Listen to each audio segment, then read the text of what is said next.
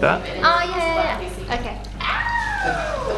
Guys, this is one training session. Okay.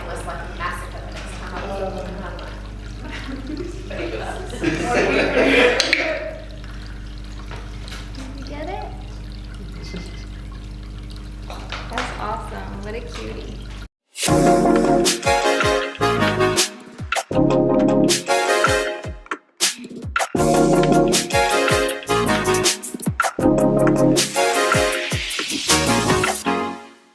This is Rasta. Rasta. No way, really? Well, that'll be easy. We did a lot of research beforehand and fell in love with Rasta on your channel. Really? Yeah, and I'd owned Alex's Quakers, cockatiels, lovebirds, everything growing up. Uh-huh. And he's kind of similar though, like issue-wise. Okay, good to know. I feel like we cursed him with the name. Oh, no. We jinxed him a little bit, like. Have you done a formal training session? Yeah. What sort of stuff? He's clicker trained, like target trained. He loves to fly. Like he's better at flying to you than he is at stepping up. Most of the That's right. issues are kind of around hands, and I guess he's quite fearful of certain things. But I have a feeling I know who's working with what bird.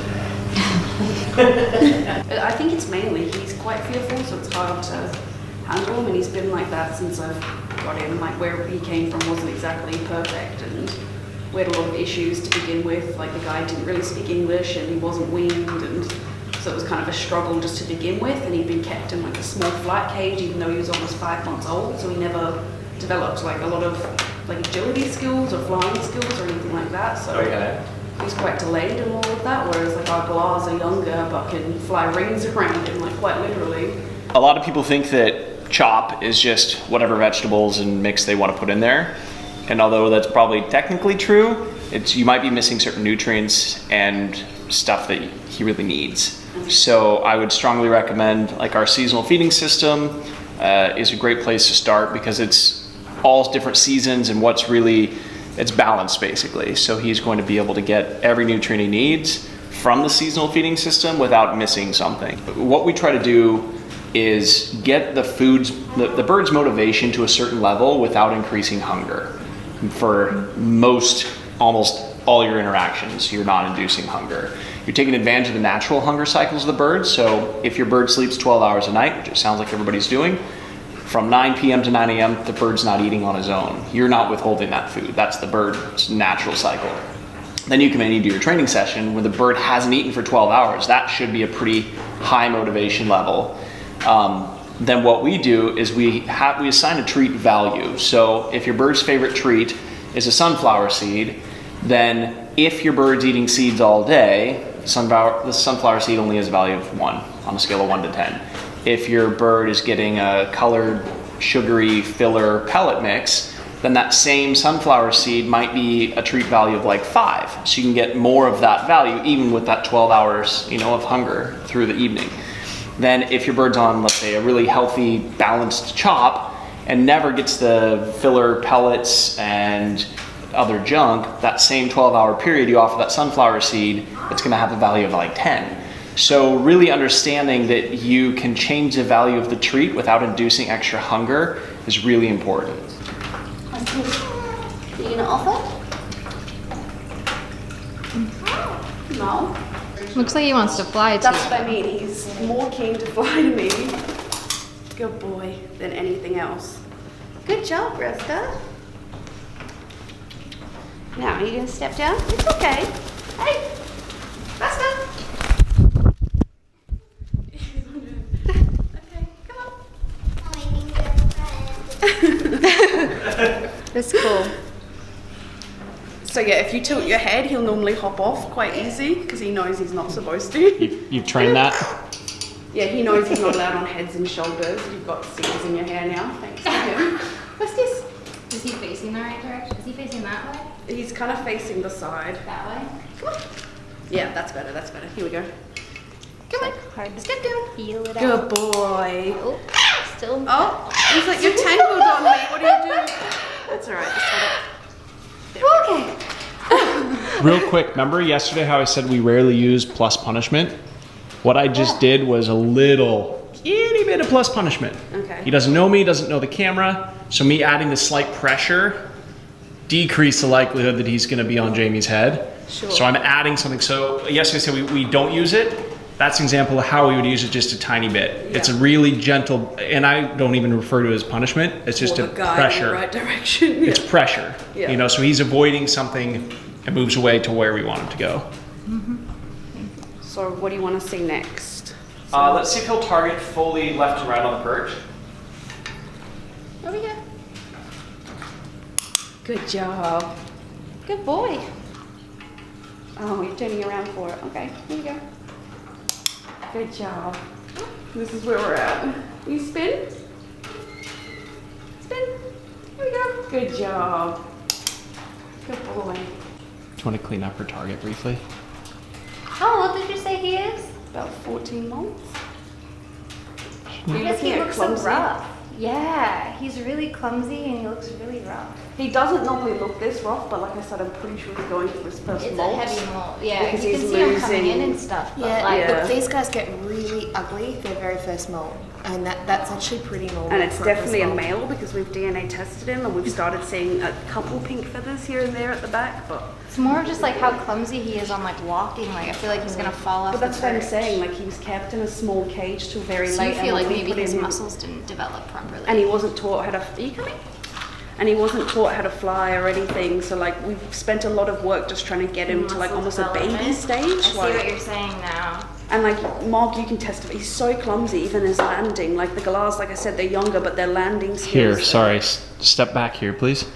He wants Did to fly. anybody see what was happening there?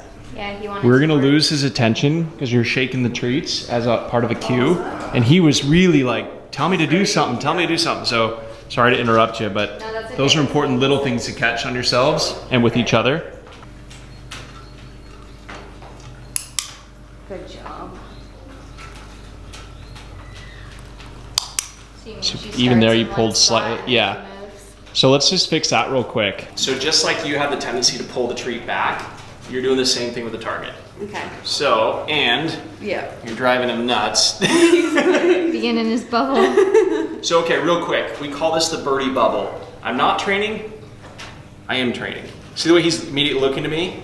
Okay. I could cue him to do stuff. So if I'm talking with my hands in his bubble, it's gonna drive him mad, and it's gonna break that clear communication that we're starting to try to develop today. So since he's showing so much engagement and interest in training, step in and then have him do a behavior. So let's do a quick target, and then step way out of his bubble and put the stick down by your side. Awesome. Good job. Cool, and then step back. So another thing that I do, you're not wearing jeans, but I always put my target stick back in my pocket so I can have a conversation without this magic wand of mystery that he's like, let me touch it, let me touch it. So he's really responsive to it. So I can always come closer. See how he's not gonna reach it? I'm gonna meet him part way, make it right in reach, and that's doable for him, right?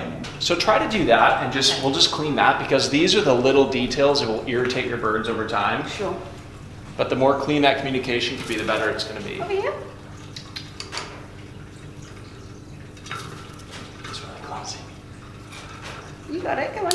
Good. Good. He didn't even bother touching it that time though, but you tried. Still did what you wanted. So see how you're still holding the food there? Oh yeah, okay. Yep, and the stick was still up. Yeah. So once you've done it, step back. Okay. So there's like 1,000 things that just happen. So I'm trying to throw them really quickly because it's Okay. these little tiny cleanups. What are you thinking? Just want to read the body language different. Like he was really, he seemed, He's slipping. Do you want to try this one just because it's good? Can, like I said, he's lights on. Everything. This is like he's falling backwards and that's throwing him off.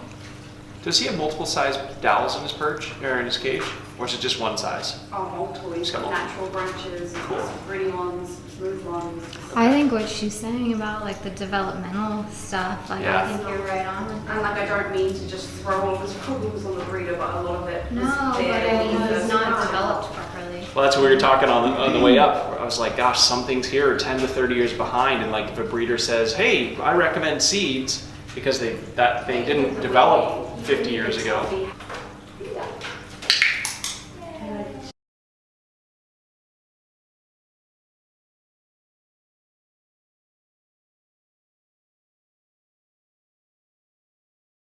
See if you can get him to step up to your hand for a treat from the floor. You said he doesn't like being on the floor? Yeah. I don't really need a treat, just come on. And treat. Good. Good. Enter the perch, please. So that's what we call opportunistic training. We mentioned it a lot yesterday. Making sure that you're good. He's Is that okay. right? Because the diet, everything was set up properly today, that was an opportunity for us to be like, oh, you don't like the hands, you hate the floor, let's see if the fear of hands or the floor is worse. What I just saw is if we can consistently get him to the floor, we can get you to do stepping up to the hand very quickly because you're set up for it. Yeah. So if that kind of thing happens again, we'll just stop everything and we'll probably pause with Bert and we'll do a few repetitions to step up, step back down to the floor. Because he went to your hand fine. You even said he doesn't even need a treat. We want him to take the treat because that's what we want to see more of, right? Yeah. Cheers. Slippery. Like they're so slippery of all things for him to be able to do it successfully on. He's going for the perch. Sorry, buddy, gotta intercept you. Where do you want me to put him, Dave? The cage. Oh.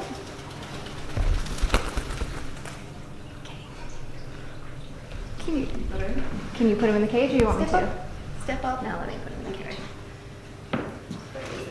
It's on the ground.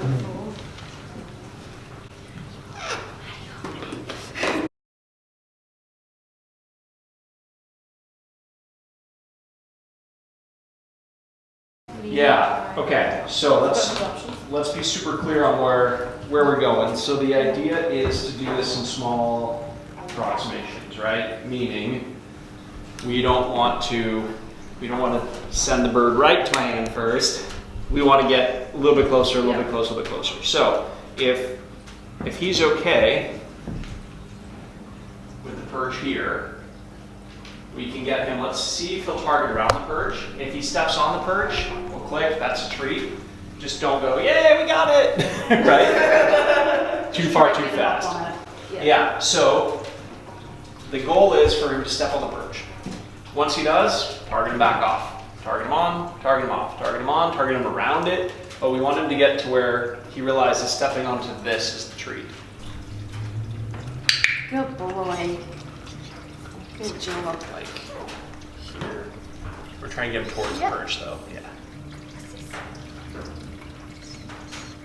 Alright, we didn't get his attention. Go and squeeze behind me. Do it from this side. Here he goes. Good job. Good boy. Here you go. Good job.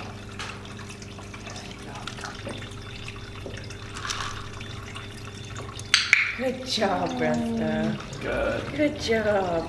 You got one. Okay, so hold on. So now, sorry. So now go ahead and go to the other side and get him to go back over. Over here. What's this? Come on. What's this? Yeah. Over here.